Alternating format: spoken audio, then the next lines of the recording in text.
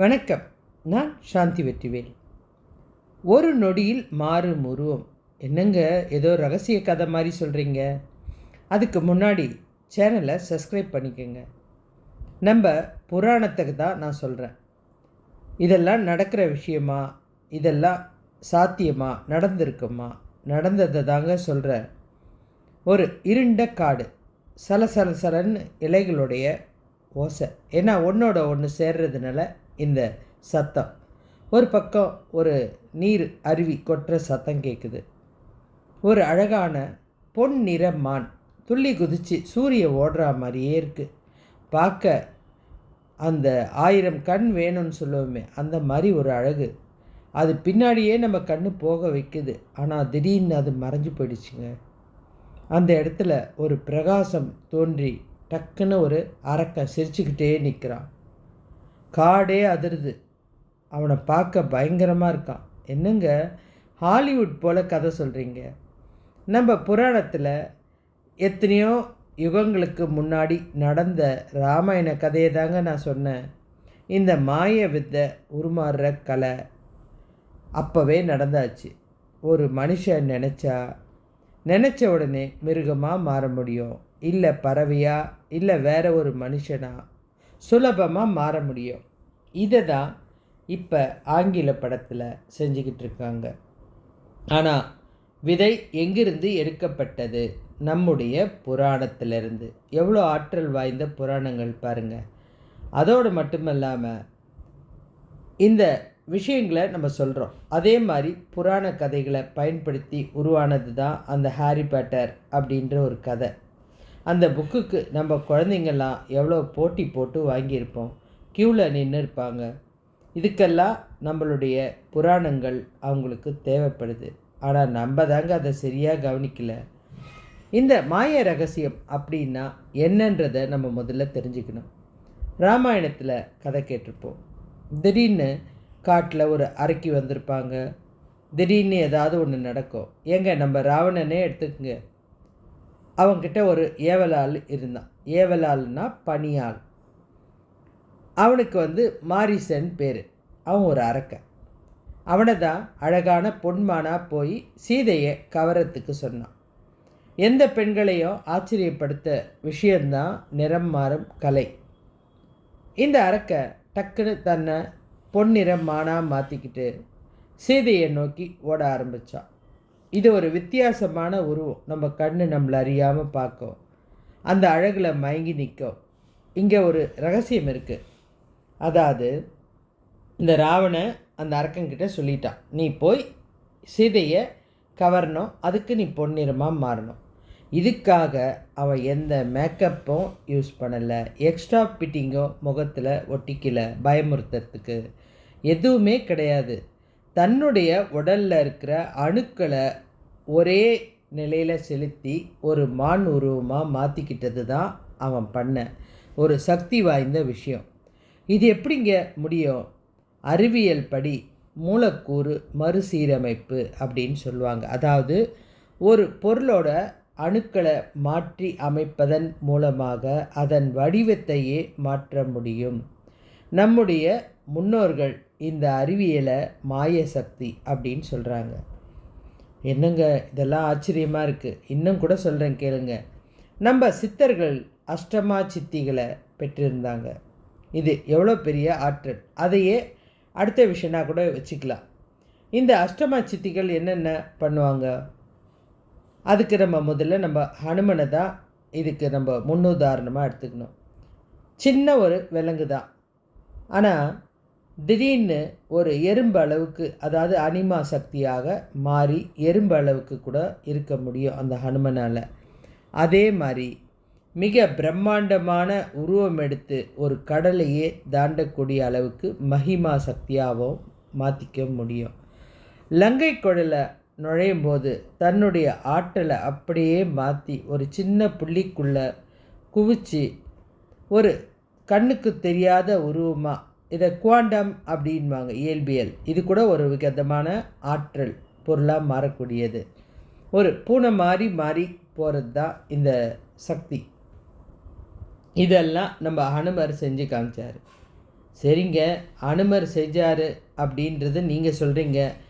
நம்ம வாழ்க்கையில் இதெல்லாம் நடக்கிற விஷயமா? ஏங்க இல்லை? பச்சோந்தி திடீர்னு கதவு பக்கம் வந்தால் கதவு நேரத்துக்கு மாறுது. மரத்தில் இருந்தால் மரத்தோட கலர் மாறுது. எல்லாமே ஒவ்வொரு வித்தை தாங்க. நம்ம இதெல்லாம் சரியாகவே கவனிக்கல. நம்மளை சுற்றிலும் நிறைய மாயை நடந்துட்டு தான் இருக்குது. இந்த பச்சோந்தியை பற்றி கேட்டோம். சில கடல்வாழ் உயிரினங்களும் இருக்குது. தங்களுடைய உருவத்தை ஒரு நிமிஷத்தில் மாற்றக்கூடிய சக்தி அதுக்கு இருக்குது. ஒரு ஆக்டோபஸ்ன்னு வச்சுக்கிட்டிங்கன்னு வச்சுங்க, அதுக்கு 9 கை இருக்குது, 9 மூளை இருக்குது. என்னங்க 9 கை 9 மூளையா? ஆமாங்க. ஒவ்வொரு மூளையும் ஒவ்வொரு கையை இயக்கிட்டுருக்கும். ஒரு கை செய்கிற வேலையை இன்னொரு கை செய்யாது. இதெல்லாம் இந்த மாயத்தோட சக்தி தான். ஆனால் வேறு உருவத்தில் இருக்குது. இந்த ஆக்டோபஸ் நினச்சா சின்னோண்டு ஒரு சந்துக்குள்ளே கூட போய் வெளியில் வர முடியும். அதோடைய உடல் எதுக்குள்ளவும் நுழைஞ்சி போயிட்டு வர முடியும். இதை தானே நம்ம அனுமன் செஞ்சு காமிச்சார். வெளியில் இருக்கும்போது பிரம்மாண்டமாக இருக்குது அந்த ஆக்டோபஸ். அந்த எல்லா காலையும் அப்படியே பரப்பிட்டு அப்படி பறக்கும்போது நமக்கே ஒரு இத்தனை காலாக நம்மளை பிடிச்சா அவ்வளோதான் அப்படின்னு நினைப்போம். ஆனால் அது நினச்சா ஒரு சின்ன ஒரு குழிக்குள்ளே கூட போயிட்டு வெளியில் வர முடியும். இதெல்லாம் ஒரு சக்தி தாங்க. ஆனால் நம்ம இதெல்லாம் கவனிக்கலை. இதை விட நிறைய சக்தி இருக்குங்க. நம்ம சித்தர்கள் இதை அஷ்டமா சித்திகள் அப்படின்ற ஒரு பவரை வச்சுக்கிட்டு தங்களை நிறைய விதத்தில் மாற்றி அமைச்சிக்கிட்டாங்க. காற்றாகவும் ஒளியாகவும் பாறையாகவும். பாறையாலாம் தியானம் பண்ணுவாங்க உட்காந்து. எப்படி தெரியுங்க? அந்த பாறைக்கிட்ட போனால் அவங்க அந்த மந்திரம் சொல்கிற ஒளி கேட்கும். இது நிறைய மலைகளில், கொல்லிமலை இந்த மாதிரி இடத்துலலாம் இது நடந்துட்டு தான் இருக்குது. அங்கே போயிட்டு வரவங்க சொல்கிற விஷயந்தான். சில இடத்துல நம்ம காதை வச்சு கேட்டோம்னா எங்கேயோ அதில் பாதாள லோகம்லாம் நம்ம பார்க்க முடியுமா? ஆனால் அங்கே இருந்து குரல் கேட்குற மாதிரி முனிவர்கள் அந்த மந்திரம் சொல்கிறது கேட்டுகிட்டே இருக்கும். இது ஆச்சரியமான விஷயம். இவ்வளோ அடி பாதாளத்துக்கு போய் ஒரு முனிவரால் தவம் செய்ய முடியுதுன்னா அப்போ அந்த அஷ்டமா சித்திகள் எவ்வளோ ஆற்றல் வாய்ந்தது. இதை பெறத்துக்கு அவங்க என்ன பண்ணுறாங்க? முதல்ல இந்த அஷ்டமா சித்திகள் மூலிமா விலங்காக மாறுறாங்க, பறவையாக மாறுறாங்க, மரமாக மாறுறாங்க, மக்களுக்கு கண்ணுக்கு தெரியாமல் மறைகிறாங்க. ஆனால் இதை பெறத்துக்கு அவங்களுக்கு பஞ்சபூதங்களுடைய ஆற்றல் தேவை.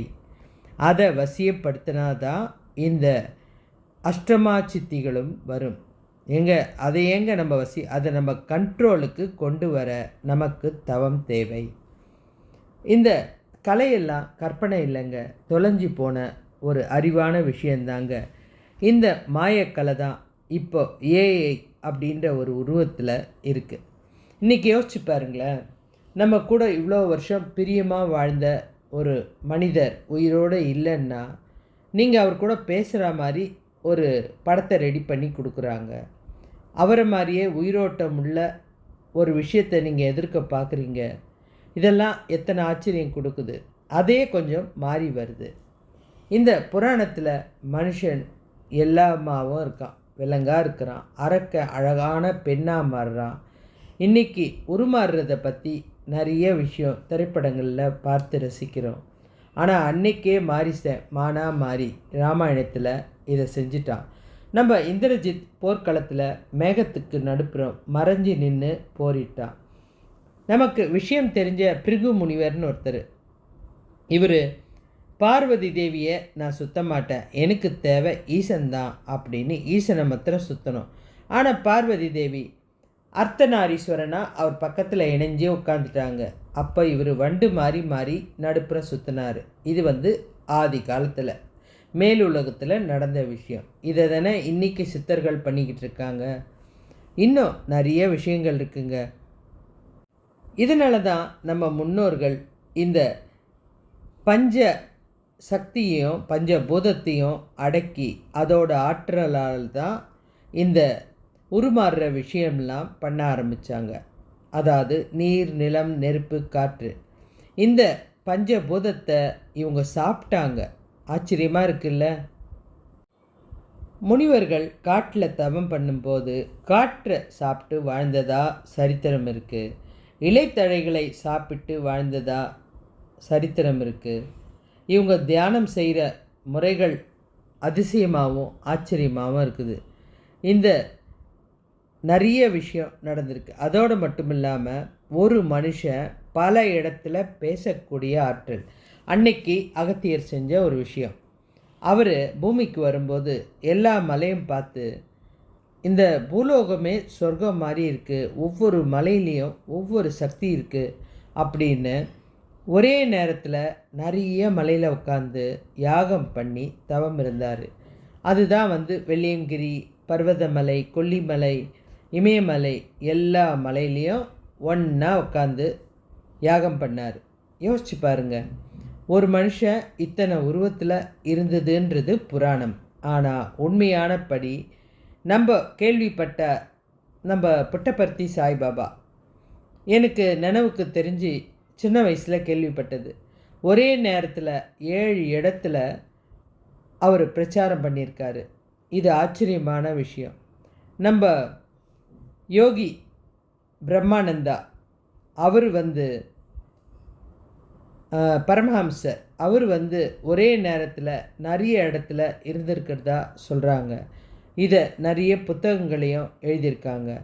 அதே மாதிரி தன்னுடைய உயிரை வெளியில் அனுப்பிட்டு அவர் இறந்த உடலாக கிட்டத்தட்ட ரொம்ப நாள் இருந்திருக்காரு. அது வரைக்கும் என் உடலை பாதுகாத்துக்கோங்க, என் உயிர் எங்கே வேணாலும் போயிட்டு வரும்.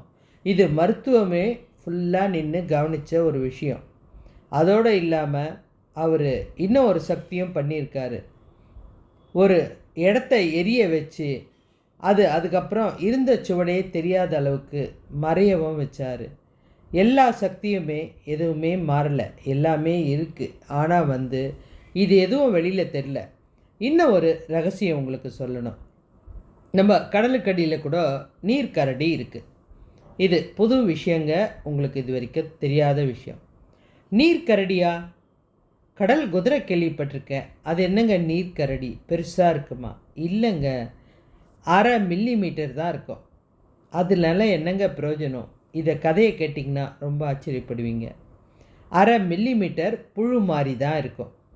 இது தண்ணிலேயும் இருக்கும், பூமியிலையும் இருக்கும். அதே மாதிரி தண்ணி இல்லாமலும் இருக்கும். அது ஃப்ரீசரில் கொண்டு போய் போட்டிங்கன்னா 5-10 வருஷம் உயிரோடவே இருக்கும். ஃப்ரீசரில் போட்ட ஒரு விஷயம் ஒரு 5 வருஷம் 10 வருஷம் எப்படிங்க உயிரோடு இருக்கும்? இந்த பூச்சி அப்படி தாங்க இருக்கும். 8 கால் இருக்கிற பூச்சி இது. இந்த புழு எப்படின்னா, இது பேர் தான் அந்த நீர்க்கரடி. நீங்கள் நெட்டில் போட்டு பார்த்தீங்கன்னா உங்களுக்கு தெரியும். இது கிட்டத்தட்ட 10 உலக அழிவை பார்த்தது. ஆனால் இது மாத்திரம் அழியாமல் இருக்குது. எவ்வளோ ஆச்சரியம் பார்த்தீங்களா? இதெல்லாம் நம்ம உலகத்தில் இருக்கிற நிறைய விஷயம். இதனால் தண்ணி குடிக்காமல் பல காலம் வாழ முடியும். அதனால தான் இதை விண்வெளிக்கு கொண்டு போகிறாங்க. விண்வெளியில் கொண்டு போய் இதை வச்சுட்டு அடுத்த வாட்டி யாராவது போகும்போது கொண்டு வராங்க. இந்த மாதிரி நிறைய ரகசியங்கள் இந்த உலகத்தில் இருக்குது. உலகம் காலச்சக்கரம் அப்படின்னு சொல்லும்போது உங்களுக்கு புரியாது. ஏற்கனவே நடந்த ஒன்று தாங்க நடந்துட்டுருக்கு. இதுக்கப்புறம் நடக்க போகிற விஷயம்தான் நம்ம செஞ்சுக்கிட்டு இருக்கோம். ஆச்சரியமாக இருக்குது. ஆனால் ஒரே ஒரு விதை தான் எத்தனை மரங்களை உருவாக்குது. அது மாதிரி தான் நம்மளுடைய ஒரே ஒரு ஆத்மா. ஏற்கனவே வாழ்ந்துக்கிட்டும் இருக்கலாம், இல்லை இன்னொருத்தர் வயிற்றில் கருவாகவும் இப்போ உதயமாகி இருக்கலாம். நாம் இப்போ இருக்கோம். இது அதில் ஒரு லிங்க்கு தான். இப்போ எப்படி ஒரே ஒரு கரண்ட்டு சுவிட்சு தான் நம்ம வீட்டில் பல இடத்துல லைட் எரியறதுக்கு உதவுது. அந்த மாதிரி ஆத்மான்றது ஒரு துளி. அந்த ஒரு துளியிலேருந்து நிறைய வேர்கள், ஒன்று முடிகிற கட்டத்தில் இருக்கலாம், ஒன்று புதுசாக தொடங்குகிற வாழ்க்கையாக இருக்கலாம், இல்லை ஒன்று ஏற்கனவே நம்ம வாழ்ந்துட்டுருக்க இந்த வாழ்க்கையாக இருக்கலாம். இதுக்காக தான் நான் உங்களுக்கு சொல்ல போகிற ஒரு விஷயம். நம்ம இப்போ நடக்கிற எந்த விஷயத்தையும் நினச்சி பயப்பட தேவையே கிடையாது. இது எதுவுமே நிரந்தரம் கிடையாது. ஆனால் வாழ்க்கையில் ஒவ்வொரு விஷயமும் மாறி மாறி நடந்துட்டு தான் இருக்கும். நம்ம இதை நினச்சி பயப்பட வேண்டியதே இல்லை. இதுக்கு சொல்யூஷனும் நம்மளுக்கு உடனே கிடச்சிரும். எங்கே பிரச்சனை இருக்குதோ அதுக்குண்டான தீர்வும் பக்கத்தில் தான் இருக்கும். எங்கே நம்ம ஒரு விஷச்செடி இருக்கோ அதுக்கு பக்கத்தில் நீங்கள் கண்டிப்பாக தேடி பார்த்தீங்கன்னா விஷ முறிவு செடியும் இருக்கும். இதெல்லாம் இயற்கை பண்ணி வைக்கிற ஒரு பெரிய ஒரு சக்தி. எதை எல்லாம் ரொம்ப நல்லா இருக்குன்னு அளவுக்கு அதிகமாக சாப்பிட்றோமோ அதுவே விஷமாக மாறிடும். விஷத்தை விஷத்தால் முறியடிக்க முடியுமா? அதுக்கும் சொல்யூஷன் இப்போ இருக்குது. நம்ம பார்க்குறோம், கேன்சர் வந்தாலோ இல்லை வேறு ஏதாவது நோய் வந்தாலோ அந்த பாம்பு விஷமே அதை சரி பண்ணுது. விஞ்ஞானத்துக்கும் இந்த புராணத்துக்கும் நிறைய சம்பந்தம் இருக்குது. இந்த உலகத்துக்கும் இந்த காலச்சக்கரத்துக்கும் நிறைய சம்பந்தம் இருக்குது. உலகத்தில் அப்போ இருந்த விஷயங்கள் தான் இப்போ நடந்துட்டுருக்கு. அதே மாதிரி நம்ம கிருஷ்ணருடைய சகோதரர் அண்ணன் பலராமன் இருக்கார். அவர் அப்போ போட்ட அந்த காதில் போட்டது, கையில் போடுறது எல்லாமே இப்போ உருமாறி இருக்குது. அதே மாதிரி நம்ம குபேரன் வச்சுருந்த ஆகாய விமானம் இன்றைக்கி நம்ம சுலபமாக இங்கேருந்து பாண்டிச்சேரி போகிறோம், திருச்சி போகிறோம் அப்படின்னா சுலபமாக போயிட்டு வர அளவுக்கு அந்த ஆகாய விமானத்தை பயன்படுத்தி செய்கிறது. ஒரு உருவத்தை கொடுத்தாச்சு கடவுள், இப்படி இப்படி வாழணுன்றது. அதை கண்டுபிடிச்சிக்கிற ஆற்றல் தான் மனுஷனுக்கு வேணும். அதே தான் நம்ம வாழ்க்கையுடைய பிரச்சனைகள் அத்தனையும். இப்போ எப்படி அந்த ஆகாய விமானத்தை பார்த்ததுமே நமக்கு பறக்கிற ஒரு காரை உருவாக்க முடியுது, எப்படி தண்ணியில் ஒரு மீன் மிதக்கிறத பார்த்தவொடனே ஒரு கப்பலை உருவாக்கணும்னு தோணுது. அதே மாதிரி நம்ம வாழ்க்கையில் ஏற்படுற ஒவ்வொரு பிரச்சனைக்கும் ஒவ்வொரு விஷயத்துக்கும் சொல்யூஷன் இருக்குது. பிரச்சனைக்கு தீர்வு இல்லாமல் எந்த விஷயமும் கிடையாது. ஆனால் கொஞ்சம் மாறி இருக்கும், அவ்வளோதான். ஒரே மாதிரி இருக்கும்னு நினைக்காதீங்க. நீங்கள் ஒருத்தர் ஹெல்ப் பண்ணுறாங்கன்னா அதை உதவுறவங்க அதே மாதிரி தான் இருப்பாங்கன்னு நினைக்காதீங்க. அது வேறு உருவத்தில் வரும். ஒருத்தர் பிரச்சனை கொடுத்தா அது உங்களுக்கு வேறு விதத்தில் மாறி நடக்கும். இது எதுவுமே புதுசாக நடக்கிறது இல்லை, ஏற்கனவே நடந்தது தான். உங்கள் கூட வாழ்கிறவங்க எல்லாருமே ஏற்கனவே உங்கள் கூட வாழ்ந்தவங்க தான். நடக்கிற விஷயங்கள் எல்லாமே உலகத்தில் ஏற்கனவே உருவாக்கப்பட்டது தான். புதுசாக மாற்றி அமைக்கிறதுக்கு எதுவும் கிடையாது. இந்த உடல் மாற்றம் இதெல்லாம் நம்ம இப்போ வாழ்க்கையில் பார்த்துட்ருக்கோம். ஹார்ட்டை மாற்றுறதா இருக்கட்டும், இதெல்லாம் அன்னைக்கு விநாயகரே செஞ்சு காமிச்சிட்டாங்க. இது நமக்கு அறிவை கொடுக்கறதுக்காக தான் இந்த புராணங்கள் இருக்குது. இன்றைக்கி ஒருத்தருடைய இதயத்தை மாற்றுறாங்க, கையை மாற்றுறாங்க. ஆனால் அன்னைக்கே விநாயகருடைய தலை எடுக்கப்பட்டதுமே ஒரு யானையோட தலையை மாற்றி வச்சாங்க. விஞ்ஞானம் இதெல்லாம் சொல்லி கொடுக்குது. அதே மாதிரி நம்ம அன்னைக்கு புராணங்களில் வச்சுருந்த ஆயுதங்கள் பயங்கரமான ஆயுதங்கள். அதுவும் அர்ஜுனன் வச்சுருந்த பாசுபதாஸ்திரம் இருக்க, அது பயங்கரம். அது ஒரு இடத்துக்கு போச்சுன்னா கிட்டத்தட்ட அந்த ஆயுதத்தோட எஃபெக்ட்டு 12 வருஷம் அந்த பூமியிலேருந்து ஒரு புல் பூண்டு கூட முளைக்காது. அந்த அளவுக்கு சக்தி வாய்ந்த ஆற்றல் அந்த ஆயுதத்துக்கு இருக்குது. அதுதான் இன்றைக்கி அணுகுண்டு. அதே மாதிரி இன்னொரு விஷயமும் இருக்குது. கூடு விட்டு கூடு பாயிறது, ஒரு உயிர் இன்னொரு உயிரில் போய் சேர்றது, இதெல்லாம் நடக்குமா? இன்றைக்கி இதய மாற்று சிகிச்சையும் ஏறத்தாழ இது மாதிரி தான்.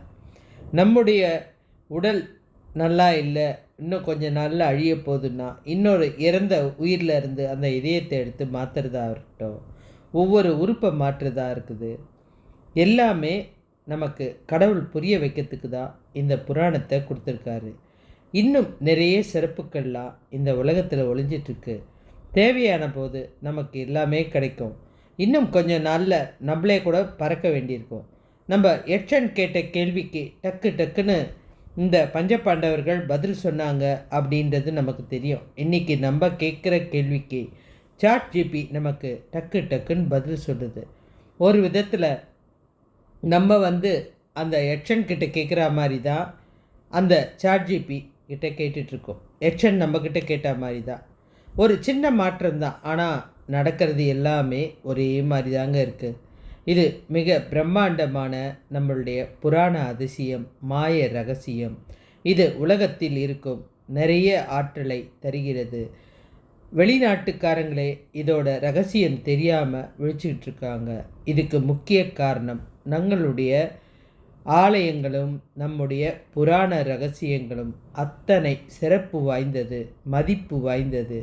ஆனால் நமக்கு தான் அதை படிக்கிறதுக்கு நேரமே கிடையாது.